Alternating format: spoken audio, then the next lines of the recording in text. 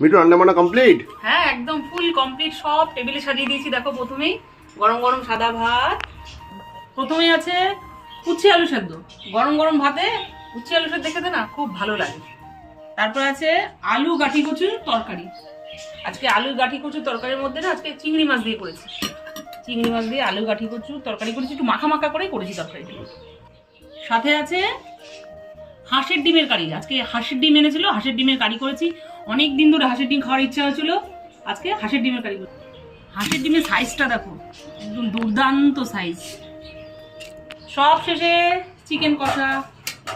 আজকে ছুটির দিনে একদম ঝাল ঝাল করে চিকেন কষা করেছি, ঝাল ঝাল করে করেছি। লেগ পিসটার সাইজটা একটু দেখো না, লেগ পিসটা দেখো। সব শেষে করেছি টমেটোর চাটনি।